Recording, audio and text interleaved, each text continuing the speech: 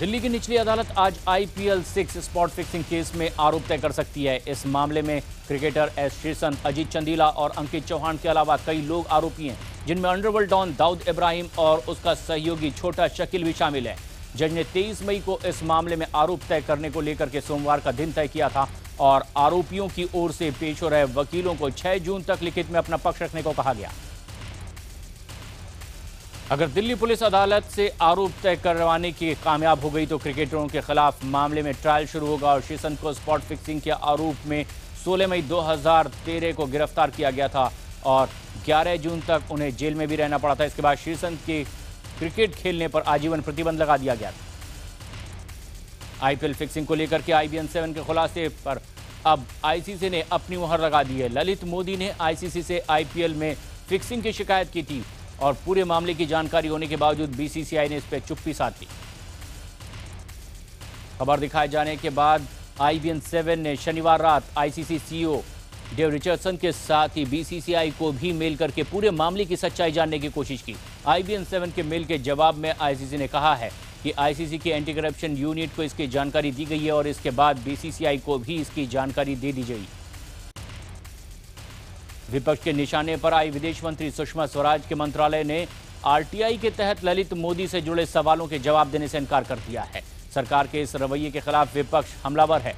हरियाणा निवासी रियो ने RTI दाखिल करके 7 सवालों के जवाब मांगे थे।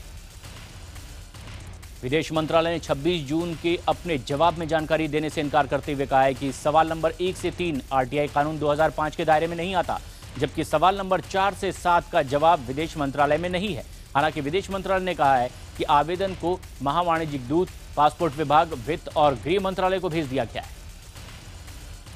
कांग्रेसी नेता PC चाको ने सरकार के इस रवैये को RTI कानून के विपरीत बताया है। उन्होंने कहा है कि यह मामला भगोड़े से जुड़ा हुआ है, जिसके खिलाफ जांच चल रही है और इसीलिए निजी मसला मानकर जानकारी देने से इनकार नहीं किया जा सकता।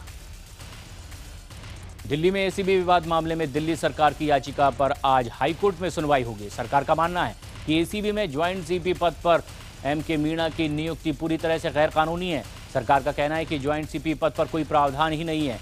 दिल्ली सरकार ने पहले ही 21 मई की केंद्र की अधिसूचना के खिलाफ हाईकोर्ट में अर्जी दे रखी है। नोएडा में रोडरेज में अज्ञात बदमाशों ने बाइक सवार पति पत्नी पर फायरिंग कर दी, जिसमें गोली लगने से पति गंभीर रूप से घायल हो गया। मौके पर मौजूद लोगों ने घायल त्यागी को पास के एक निजी अस्पताल में उपचार के लिए भर्ती करवाया, जहां उसकी हालत नाजुक बनी हुई है। फायरिंग में गोली बाइक चला रहे त्यागी को लगी। बदमाश गोली मारने के बाद तमंचा लहराते हुए मौके से फरार हो गए। मध्य प्रदेश के व्यापम भर्ती घोटाले में एक और प्रमुख आरोपी की इंदौर में संदिग्ध हालत में मौत हो गई है। 4 महीने से इंदौर जेल में बंद वेटनरी डॉक्टर नरेंद्र तोमर पर बतौर स्कोरर परीक्षा में बैठने का आरोप था। पिछले महीने छत्तीसगढ़ के कांकेर में विजय सिंह नाम के आरोपी को होटल में मृत पाया गया था।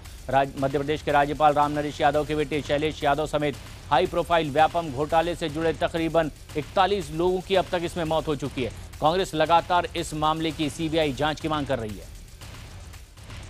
व्यापम घोटाले में आरोपी तोमर की शनिवार रात MY अस्पताल में मौत हो गई। जेल सूत्रों की माने तो देर रात नरेंद्र के सीने में दर्द की शिकायत हुई और उसे अस्पताल ले जाया गया, लेकिन उसने दम तोड़ दिया।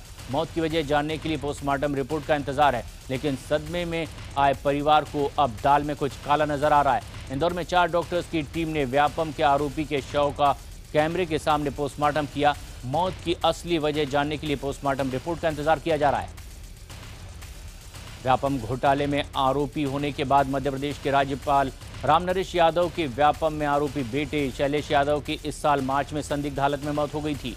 1 साल पहले जबलपुर मेडिकल कॉलेज के डीन डॉक्टर DK साकल्ले का उनके घर में बुरी तरह से जला हुआ शव बरामद किया गया था। लुधियाना पुलिस ने दिल्ली पुलिस के एक दरोगा और 2 सिपाहियों पर लापरवाही का मामला दर्ज करके उन्हें गिरफ्तार कर लिया है। दरअसल दिल्ली पुलिस की हिरासत में लुधियाना में एक युवक ने खुदकुशी कर ली थी और पुलिस वालों का नाम सुसाइड लेटर में लिख दिया था।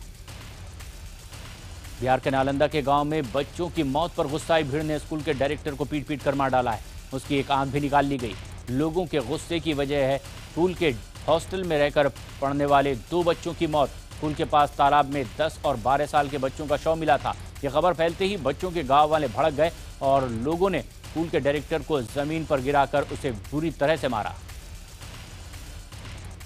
नालंदा के जगदीशपुर गांव में स्कूल के पास ही तालाब से निकाले गए बच्चों के शवों पर चोट के कई निशान देखे गए हैं। आरोप है कि मामला खुल न जाए इसलिए स्कूल डायरेक्टर ने बच्चों को निर्मम तरीके से मार डाला है। उनके पास के ही गड्ढे में उन्हें फेंक दिया ताकि गांव वालों को शक न हो। वहीं पुलिस पूरे मामले में जांच की बात कह रही है। उत्तराखंड में बारिश कम होने से हालात पहले से बेहतर हुए हैं। आईटीबीपी ने करीब 1500 यात्रियों को सुरक्षित जगहों पर पहुंचा दिया। हालांकि करीब 2000 यात्री अभी भी फंसे हुए हैं। हेमकुंड साहिब के रास्ते में घांगरिया के पास फंसे 1000 से ज्यादा श्रद्धालुओं को जवानों ने सुरक्षित जगहों पर पहुंचा दिया। श्रद्धालुओं को सुरक्षित लाने के लिए हेलीकॉप्टर की भी मदद ली गई। पीएम मोदी ने मन की बात कार्यक्रम में लोगों से इनक्रेडिबल इंडिया को सपोर्ट करने के लिए कहा है और तस्वीरें पोस्ट करने, योग को आगे बढ़ाने, बेटियों को बचाने और बहनों को जन सुरक्षा अभियान से जोड़ने की अपील की है। लेकिन ललित मोदी विवाद पर उन्होंने कुछ नहीं कहा। पीएम ने हरियाणा के बीवीपुर गांव के सरपंच की कोशिश को भी सराहा, जिन्होंने #selfie-with-daughter की शुरुआत की। मन की बात कार्यक्रम में पीएम मोदी की तारीफ बटोरने वाले जिनके बीवीपुर गांव में जश्न का माहौल है। गांव के सरपंच सुनील ने बेटी बचाओ मुहिम के तहत ही #selfie-with-daughter प्रतियोगिता की शुरुआत की थी। प्रधानमंत्री नरेंद्र मोदी ने कहा कि देश को बिना देरी के दूसरी कृषि क्रांति की जरूरत है। उन्होंने कहा है कि इस बार हरित क्रांति बिहार, यूपी, झारखंड, बंगाल में होगी। रविवार को झारखंड दौरे पर पीएम हजारीबाग पहुंचे। पीएम ने किसानों से कहा है कि देश में दूसरी हरित क्रांति की शुरुआत पूर्वी यूपी, बिहार, झारखंड, असम और पश्चिम बंगाल से होने की पूरी संभावना है। पीएम ने अपने भाषण में किसानों की मुश्किल, कृषि तकनीक, पैदावार और सिंचाई का भी जिक्र करते हुए कहा है कि उनकी सरकार हर मोर्चे पर किसानों के साथ खड़ी है। बिहार के मुख्यमंत्री नीतीश कुमार ने बीजेपी के वरिष्ठ नेता लालकृष्ण आडवाणी के बहाने एक बार फिर से पीएम मोदी पर निशाना साधा है। नीतीश कुमार ने कहा है कि आडवाणी जी जो बातें कह रहे हैं उससे हमारी बात पूरी तरह से सही साबित होती दिख रही है कि पीएम मोदी हर जगह सेंसरशिप लगाना चाह रहे हैं। मध्य प्रदेश के गृह मंत्री बाबूलाल गौर ने एक विवादित बयान देते हुए कहा है कि शराब पीने से अपराध नहीं बढ़ता है। शिवराज सरकार के गृह मंत्री ने कहा है कि जो संभलकर पीते हैं वो अपराध नहीं करते, जो पीने के बाद लड़खड़ाकर चलते हैं उनसे थोड़ा अपराध बढ़ता है। एशिया की सबसे बड़ी दिल्ली की तिहाड़ जेल की सुरक्षा में सेंध का मामला सामने आया है। तिहाड़ जेल में सुरंग खोद करके 2 कैदी फरार हो गए। बताया जा रहा है कि पुलिस ने इनमें से एक को गिरफ्तार भी कर लिया है। लखनऊ से दिल्ली आ रही एक वॉल्वो बस देर रात हादसे का शिकार हो गई है। इस हादसे में 2 लोगों की मौत हो गई है, जबकि 22 लोग इसमें घायल हुए हैं। हादसा कानपुर के पनकी पड़ाव के पास उस वक्त हुआ है जब तेज रफ्तार वॉल्वो बस ट्रक से टकराने के बाद पलट गई। हादसे के बाद पुलिस और फायर ब्रिगेड के जवान काफी देर तक घायलों को बस से निकालने में जुटे रहे। हादसे के वक्त ड्राइवर और कंडक्टर समेत 48 लोग इसमें सवार थे। मुसाफिरों का आरोप है कि बस का ड्राइवर खतरनाक तरीके से गाड़ी चला रहा था। मुंबई के बांद्रा कुर्ला कॉम्प्लेक्स के पास बेस्ट की एक डबल डेकर बस से 2 लड़कियों को अपनी चपेट में ले लिया है, जिससे दोनों की मौके पर ही मौत हो गई है। घटना के बाद आरोपी ड्राइवर मौके से फरार हो गया, लेकिन बाद में पुलिस ने उसे गिरफ्तार कर लिया। पुलिस के मुताबिक ड्राइवर तेज रफ्तार से बस चला रहा था और टर्न लेने के दौरान उसने बस से स्कूटी को टक्कर मार दी, जिससे दोनों लड़कियां पिछले पहिए की चपेट में आ गई। मुंबई के चर्चगेट स्टेशन पर एक लोकल ट्रेन अपनी रफ्तार पर काबू नहीं रख पाई और स्टॉपर से टकराने के बाद प्लेटफॉर्म पर चढ़ गई। तस्वीरों को भी देखकर अंदाजा लगाया जा सकता है कि कैसे लोकल ट्रेन प्लेटफॉर्म पर आ जाती है और जहां उसे स्लो हो जाना चाहिए था वहां तेज रफ्तार से दौड़ती रही और जब तक कोई कुछ समझ पाता लोकल प्लेटफॉर्म के आखिर तक स्टॉपर से टकराकर ऊपर तक आ गई।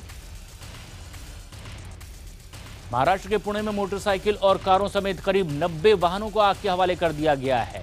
बताया जा रहा है कि 84 मोटरसाइकिल और 6 कारों को आग लगाई गई है। पुलिस ने इस मामले में एक शख्स को पकड़ लिया है। ये पूरी घटना संसदीय इलाके की बताई जा रही है। 5 सोसाइटी के बाहर खड़ी ये गाड़ियां सोसाइटी में लगे सीसीटीवी कैमरे की वजह से पूरी वारदात कैमरे में कैद हो गई है। इसमें एक शख्स गाड़ियों को आग लगाते हुए भी देखा गया।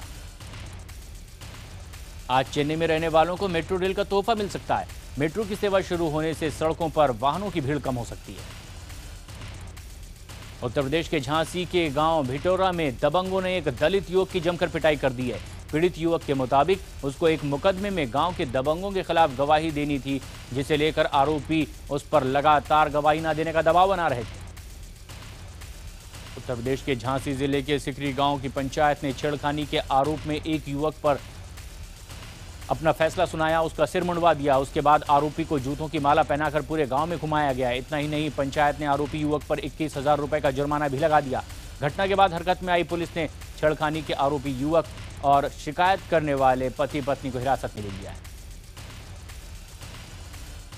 उत्तर प्रदेश के सुल्तानपुर में शुक्रवार को कुवैत की शिया मस्जिद पर आतंकी संगठन आईएस के हमले में जान गंवाने वाले सैयद रिजवान हुसैन के घर पर मातम पसरा है। हम आपको बता दें कि रिजवान हुसैन और उसका भाई इफ्तिखार हुसैन कुवैत के अल इमाम अल सादिक मस्जिद में साफ सफाई का काम करते थे। उत्तर प्रदेश के सीतापुर में बीजेपी सांसद वरुण गांधी ने किसानों से मुलाकात की है। इस दौरान वरुण ने एक किसान परिवार को 1 लाख रुपए की आर्थिक सहायता भी दी है। किसानों से मुलाकात के दौरान वरुण गांधी ने राज्य की अखिलेश सरकार पर जमकर निशाना साधा। वरुण के मुताबिक आपदा के कारण ही खुदकुशी कर रहे किसानों को अखिलेश सरकार राहत पहुंचाने में नाकाम साबित हुई है।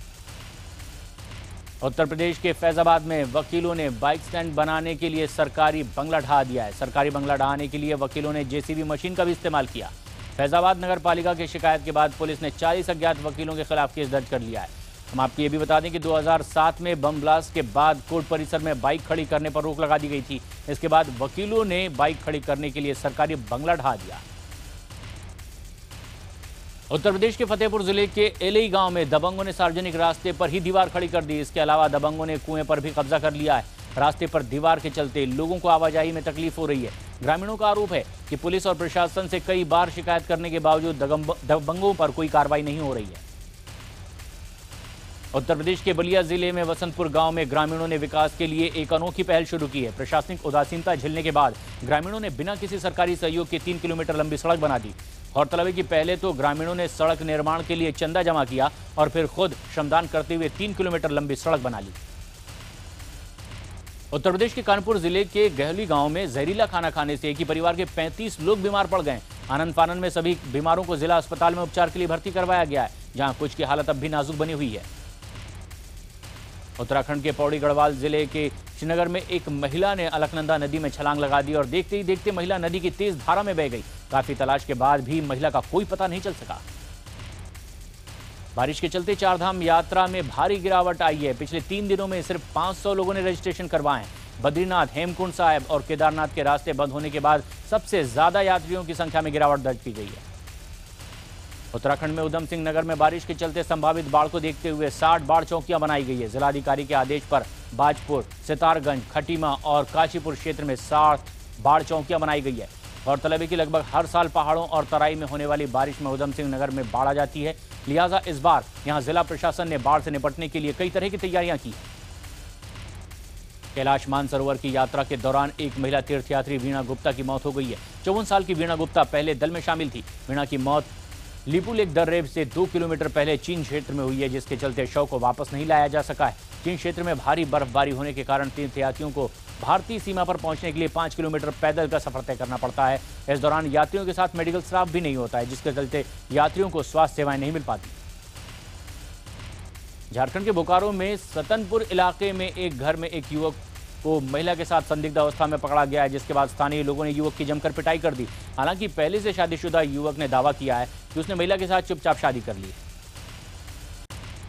झारखंड के सिमडेगा जिले में युवती के अपहरण से नाराज लोगों ने थाने का घेराव किया है। प्रदर्शन कर रहे लोग युवती की जल्द वापसी की भी मांग कर रहे थे। हालांकि स्थानीय डीसीपी ने लोगों को समझा बुझाकर शांत किया। मध्य प्रदेश के देवास जिले में 4 साल की मासूम बच्ची के साथ बलात्कार किया गया है। रेप का आरोप 15 साल के एक नाबालिग युवक पर लगा है। मासूम बच्ची को अस्पताल में भर्ती करवाया गया है। फिलहाल आरोपी पुलिस की गिरफ्त में। छत्तीसगढ़ के जशपुर जिले में एक किसान ने घर में ही फांसी लगाकर आत्महत्या कर ली। मृतक किसान की बेटी के मुताबिक आर्थिक तंगी के चलते उसके पिता कुछ दिन से परेशान चल रहे थे। पुलिस ने शव को पोस्टमार्टम के लिए भेज दिया है। भारत से अमेरिका तक पहुंचने पर बास्केटबॉल खिलाड़ी सतनाम सिंह भामरा ने रिलायंस ग्रुप के चेयरमैन मुकेश अंबानी और उनकी पत्नी नीता अंबानी को अपने फेसबुक पेज के जरिए धन्यवाद दिया है। सतनाम ने अपने फेसबुक पेज पर पोस्ट करते हुए लिखा है कि हर किसी को धन्यवाद जिन्होंने मेरी यहां तक पहुंचने में मदद की है। सतनाम ने लिखा है कि मिस्टर मिसेज अंबानी और उनकी IMG रिलायंस को बहुत बहुत धन्यवाद, जिन्होंने मुझे अमेरिका में प्रतिष्ठित IMG अकादमी में भाग लेने के लिए स्कॉलरशिप दी। टीम इंडिया के जिम्बाब्वे दौरे के लिए आज दिल्ली में टीम का सिलेक्शन होगा। माना जा रहा है कि कप्तान MS धोनी और विराट कोहली को इस दौरे पर आराम दिया जा सकता है। ऐसे में रोहित शर्मा टीम के कप्तान बनाए जा सकते हैं। 10 जुलाई से शुरू होने वाले इस दौरे पर टीम 3 वनडे और 2 T20 मैच खेलेगी। फ्लोरिडा के कैनेवरल में छोड़े जाने वाले करीब 2 मिनट बाद ही एक मानव रहित SpaceX रॉकेट में विस्फोट हो गया है। बताया जा रहा है कि प्रक्षेपण के बाद आकाश में सफेद बादल सा बनने लगा, जो धीरे धीरे बढ़ता चला गया। इन बादलों के बीच रॉकेट नजर नहीं आने लगा और बाद में रॉकेट के टुकड़ों को अटलांटिक में गिरता हुआ देखा गया। नासा ने इस दुर्घटना का वीडियो अपने ट्विटर वॉल पर शेयर किया है। वरुण धवन और सिद्धार्थ मल्होत्रा को राम लखन की रीमेक के लिए साइन कर लिया गया है। इसका औपचारिक ऐलान जल्दी किया जाएगा। खबर के मुताबिक रीमेक में सिद्धार्थ बड़े भाई के रोल में नजर आएंगे, जबकि वरुण छोटे भाई का किरदार निभाएंगे। फिल्म पीकू की कामयाबी के बाद अभिनेत्री दीपिका पादुकोण के पास बांग्ला फिल्मों की लाइन लग गई है। बताया जा रहा है कि पीकू में दीपिका की बांग्ला लड़की की भूमिका और बांग्ला लहजा वहां के फिल्मकारों को इतना भाया है कि कई निर्माता निर्देशक अपनी फिल्म में उन्हें कास्ट करना चाहते हैं। खबर यह भी है कि निर्देशक राजकुमार गुप्ता की अगली फिल्म में करीना कपूर एक सनकी प्रोस्टिट्यूट के किरदार में नजर आएंगी। इससे पहले करीना फिल्म चमेली और तलाश में प्रोस्टिट्यूट का किरदार निभा चुकी हैं।